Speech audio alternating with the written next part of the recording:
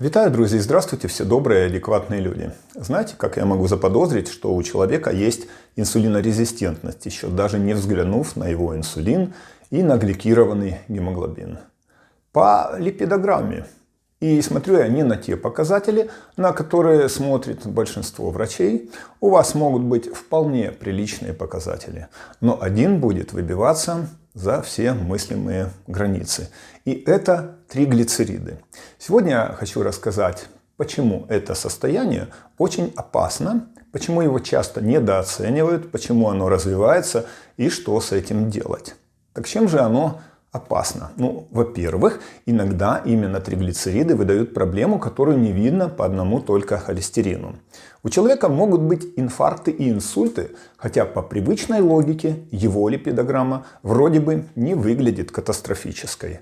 Почему? Потому что за повышенными триглицеридами очень часто стоит избыток частиц, которые реально разрушают сосуды. Во-вторых, если триглицериды взлетают очень высоко, это уже риск панкреатита. А панкреатит – это не очень приятная болезнь. И сразу оговорюсь, не только инсулинорезистентность может привести к повышению уровня триглицеридов. Это может быть и алкоголь, и нарушение функции щитовидной железы, и особенности питания, и ряд других причин. Но сегодня мы говорим именно про инсулинорезистентность. Так почему же это опасно? Триглицериды – это попросту жир, но в крови он плавает не сам по себе, а внутри специальных шариков. Эти шарики называются липопротеины.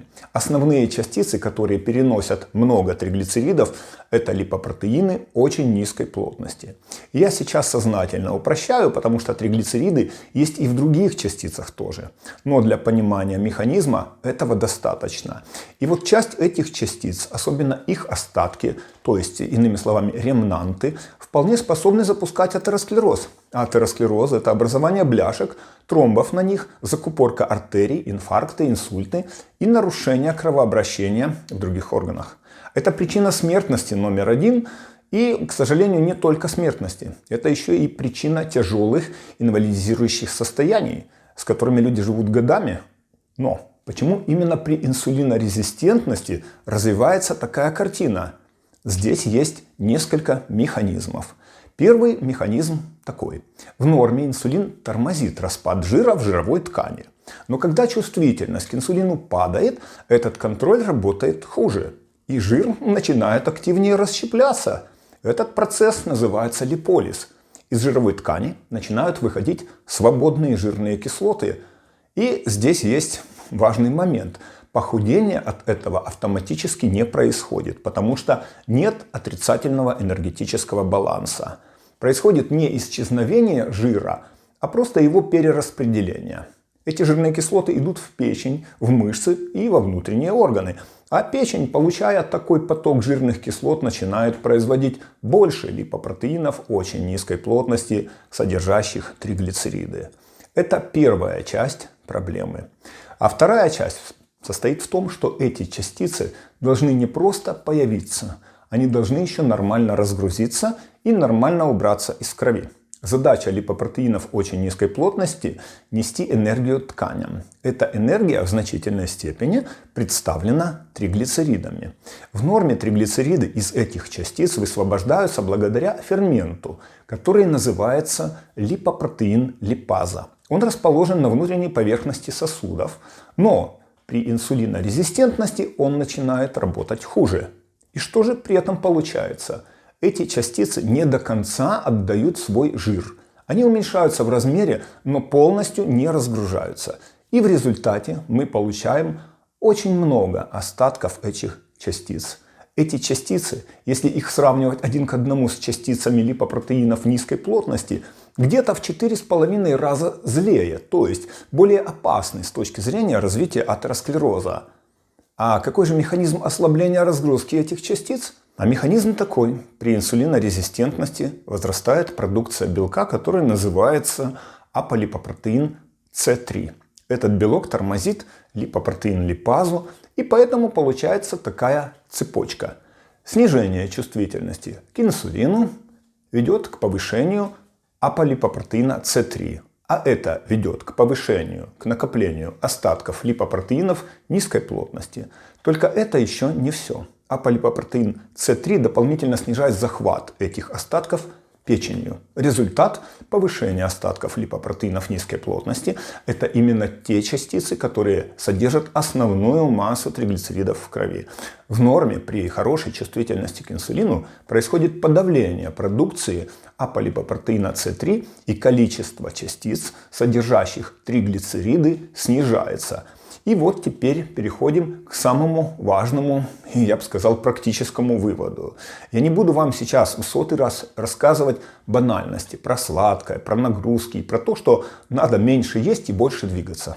Вы все это прекрасно слышали и у меня, и у других. Но проблема в том, что очень многие люди вообще неправильно понимают, откуда берется инсулинорезистентность. Большинство думает, что это просто следствие сладкого.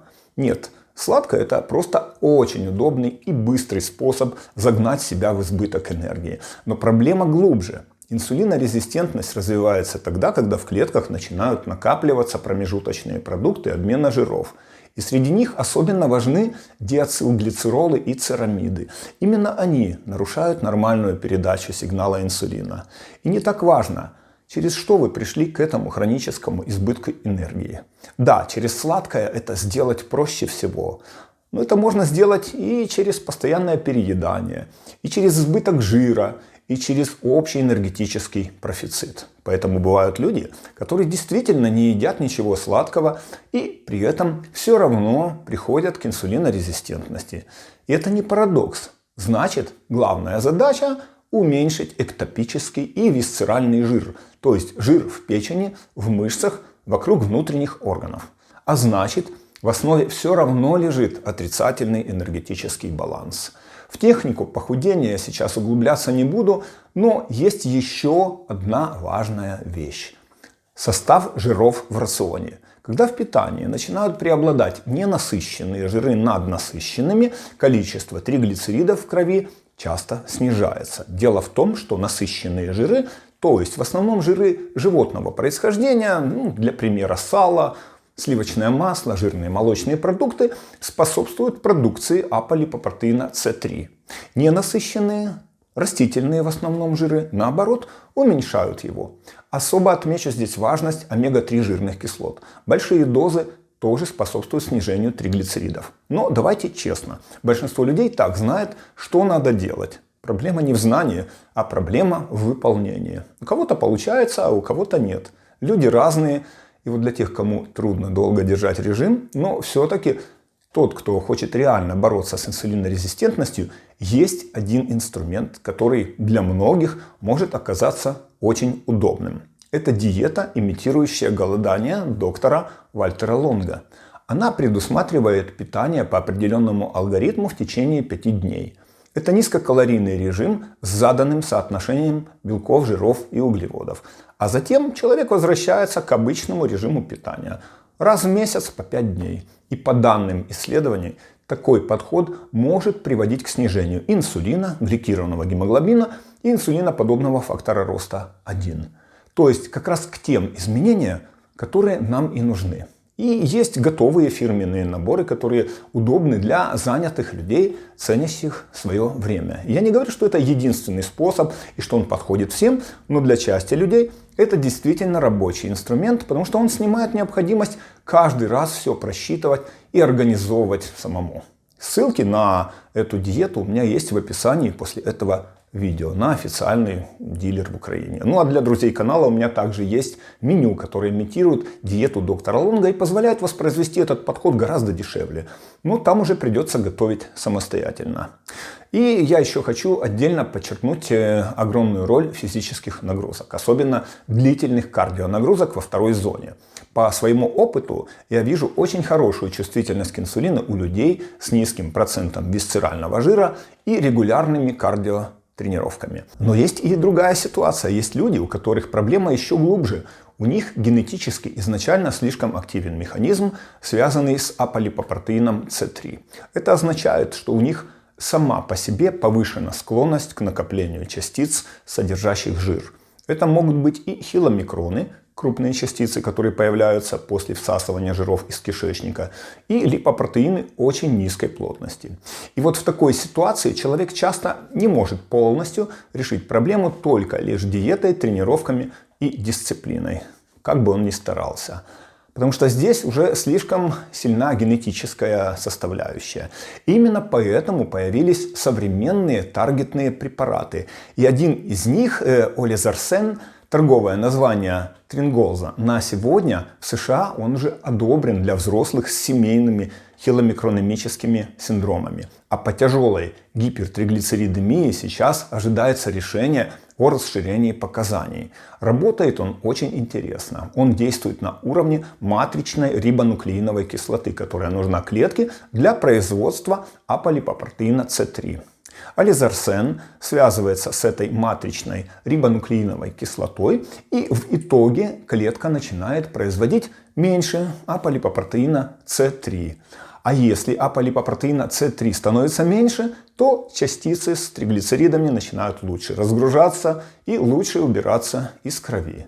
Итак, если подвести итог, триглицериды – это не просто жир в анализе. Очень часто это маркер того, что у человека идет опасный поток частиц, который повреждает сосуды, особенно если за этим стоит инсулинорезистентность. Проблема здесь не только в сахаре, проблема глубже, в избытке энергии, в висцеральном и эктопическом жире, в нарушении работы системы, которая должна нормально разгружать и убирать эти частицы из крови. Именно поэтому бороться надо не только с цифрой триглицеридов, бороться надо с причиной, с инсулинорезистентностью, с висцеральным жиром, с неправильной структурой питания, с низкой физической активностью. А в части случаев надо понимать, что есть и генетические формы, где все же нужны таргетные решения.